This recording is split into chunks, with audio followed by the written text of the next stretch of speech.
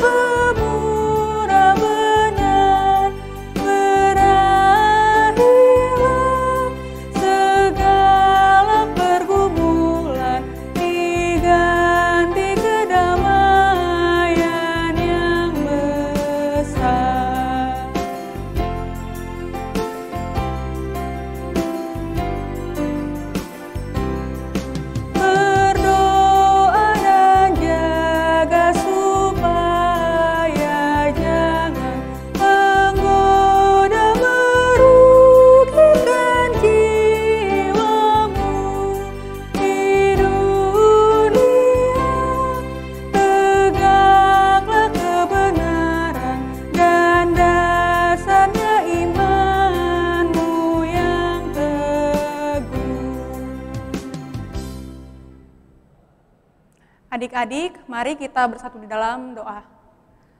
Tuhan Yesus yang baik, terima kasih Engkau telah membangunkan kami pagi ini tanpa kekurangan suatu apapun.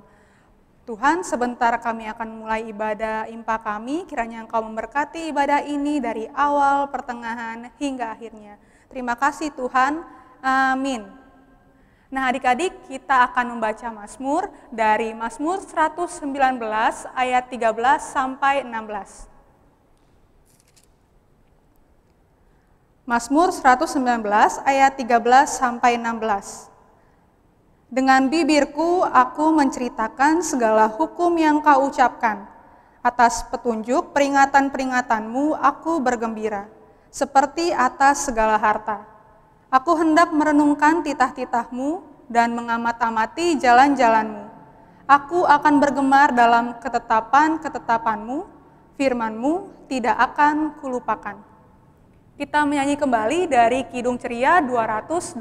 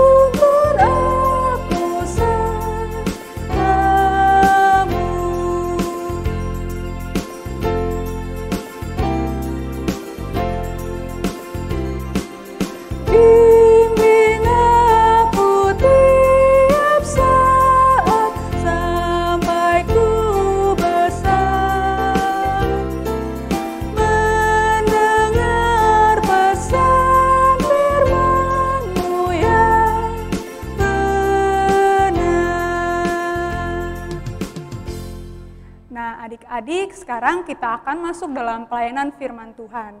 Kakak harap adik-adik tetap duduk diam untuk mendengarkan firman Tuhan. Adik-adik, tiba saatnya kita akan membaca dan merenungkan firman Tuhan. Sebelum kita membaca dan merenungkan firman Tuhan, kakak mau ajak adik-adik untuk lipat tangan, tutup mata, kita berdoa. Terima kasih Tuhan Yesus atas hari yang sangat indah. Terima kasih Tuhan, Tuhan boleh izinkan kami untuk kami bersama-sama ibadah di pagi hari ini. Tuhan berkati firman ini, biarlah firman ini bisa berguna dalam kehidupan kami semua. Terima kasih Tuhan Yesus, amin. Adik-adik, kita akan membaca firman Tuhan yang pada pagi hari ini terambil dari Perjanjian Baru, dari Kisah Para Rasul, yaitu Kisah Para Rasul 19 ayat 1 sampai 12. Kakak ulang ya. Kisah Para Rasul 19 ayat 1 sampai 12. Jika adik-adik sudah menemukannya, kita baca bersama-sama ya adik-adik. Lembaga Alkitab Indonesia memberi judul Paulus di Efesus. Ketika Apolos masih di Korintus, Paulus sudah menjelajah daerah-daerah pedalaman dan tiba di Efesus. Di situ didapatinya beberapa orang murid.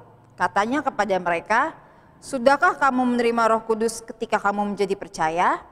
Akan tetapi mereka menjawab dia, "Belum. Bahkan kami belum pernah mendengar bahwa ada Roh Kudus." Lalu kata Paulus kepada mereka, "Kalau begitu dengan baptisan manakah kamu telah dibaptis?" Jawab mereka, "Dengan baptisan Yohanes." Kata Paulus, baptisan Yohanes adalah pembaptisan orang yang telah bertobat, dan ia berkata kepada orang banyak bahwa mereka harus percaya kepada Dia yang datang kemudian daripadanya, yaitu Yesus. Ketika mereka mendengar hal itu, mereka memberi diri, mereka dibaptis dalam nama Tuhan Yesus. Dan ketika Paulus menumpangkan tangan di atas mereka, turunlah Roh Kudus ke atas mereka. Dan mulailah mereka berkata-kata dalam bahasa roh dan bernubuat. Jumlah mereka adalah kira-kira 12 orang. Selama 3 bulan Paulus mengunjungi rumah ibadat di situ dan mengajar dengan berani. Oleh pemberitaannya, ia berusaha meyakinkan mereka tentang kerajaan Allah. Tetapi ada beberapa orang yang tegar hatinya, mereka tidak mau diyakinkan, malahan mengumpat jalan Tuhan di depan orang banyak. Karena itu Paulus meninggalkan mereka dan memisahkan murid-muridnya dari mereka, dan setiap hari berbicara di ruang kuliah Tiranus. Hal ini dilakukannya 2 tahun lamanya, sehingga semua penduduk Asia mendengar firman Tuhan, baik orang Yahudi maupun orang Yunani. Oleh Paulus, Allah mengadakan mujizat-mujizat yang luar biasa. Bahkan orang membawa sapu tangan atau kain yang pernah dipakai oleh Paulus dan meletakkannya atas orang-orang sakit. Maka lenyaplah penyakit mereka dan keluarlah roh-roh jahat. Demikian firman Tuhan pada pagi hari ini. Terpujilah Yesus Kristus. Haleluya.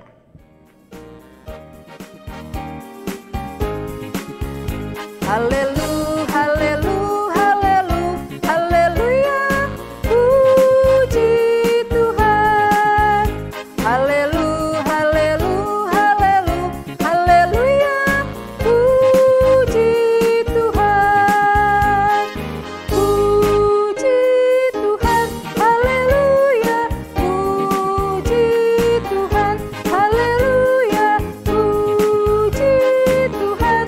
Haleluya. Puji Tuhan.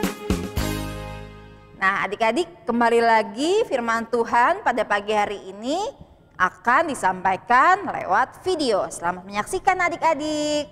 Shalom adik-adik, selamat pagi. Pada pagi hari ini kakak mau cerita tentang Rasul Paulus di kota Efesus.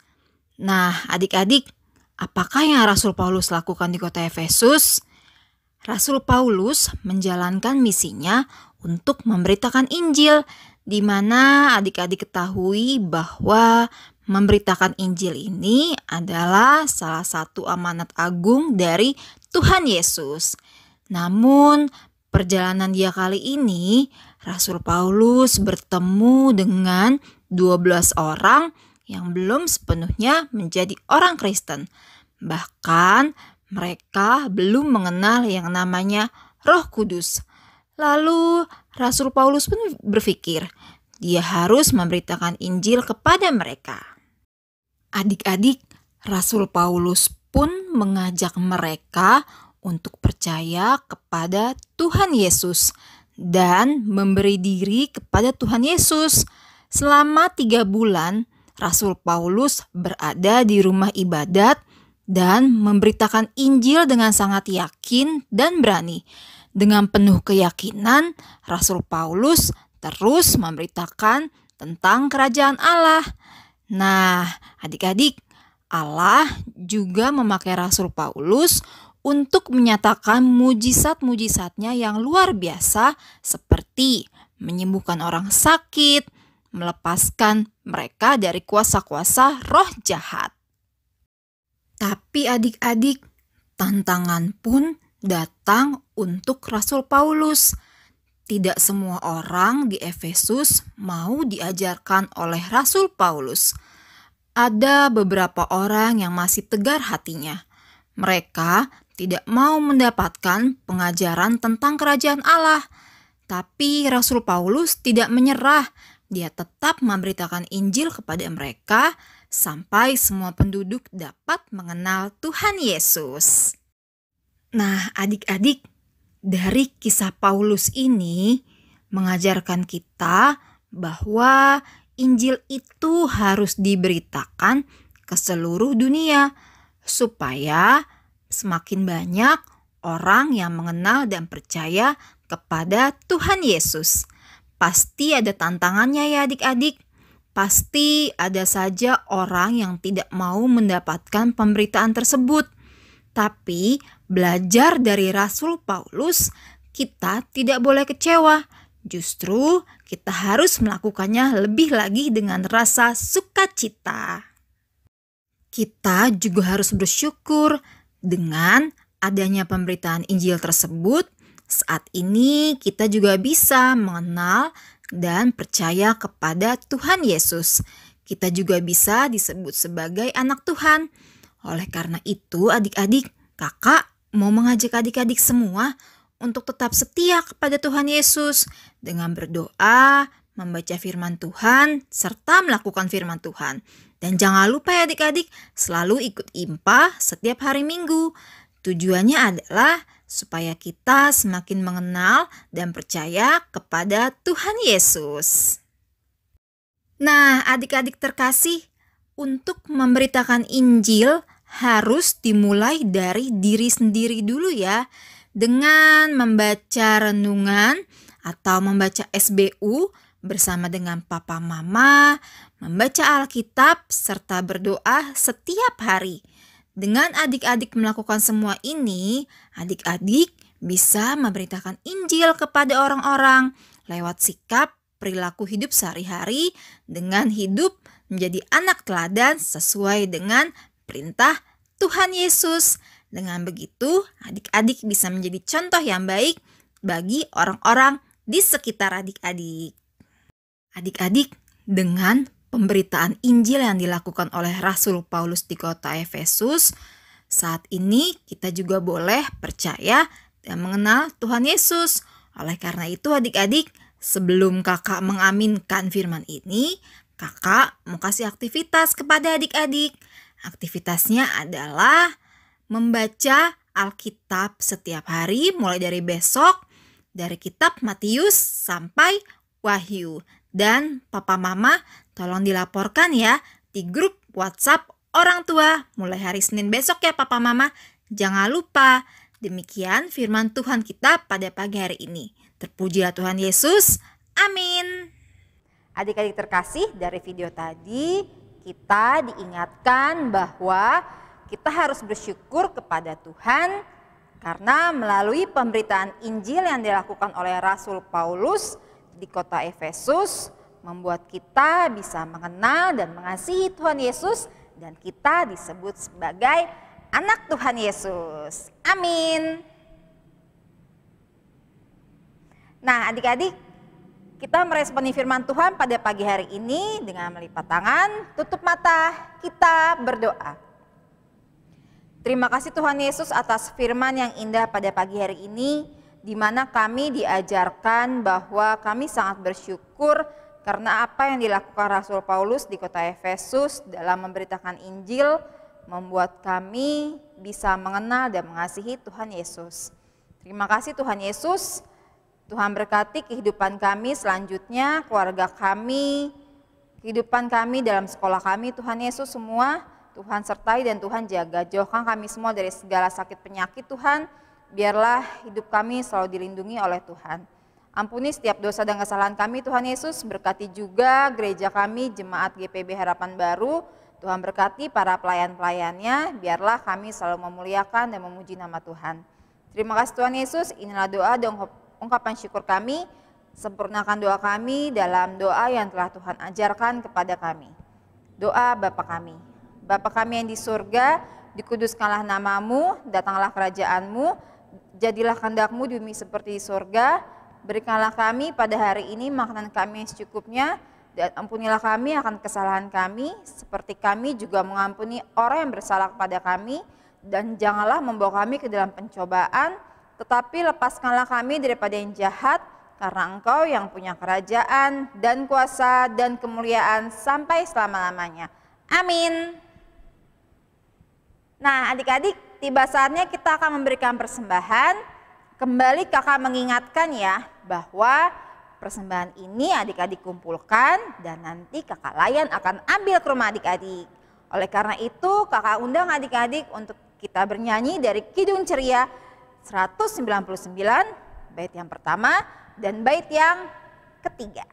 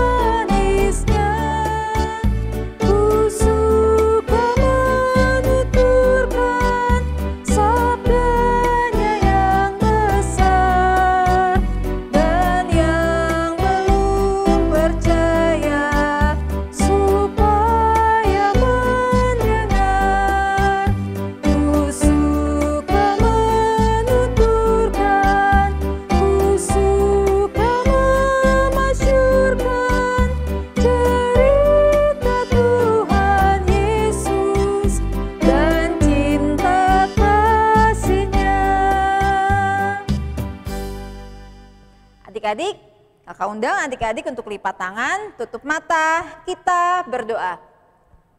Terima kasih atas persembahan yang telah dikumpulkan Tuhan. Tuhan berkati tangan-tangan yang sudah memberikannya. Tuhan biarlah persembahan ini bisa berguna bagi pelayanan gereja-Mu Tuhan. Dan berkati kehidupan kami Tuhan. Sebentar lagi kami akan berpisah untuk kami mengakhiri ibadah hari Minggu pelayanan anak ini Tuhan. Tuhan berkati setiap kami dan keluarga kami. Terima kasih Tuhan Yesus. Amin. Adik-adik sampai jumpa di Impa minggu depan. Selamat hari Minggu. Tuhan Yesus memberkati.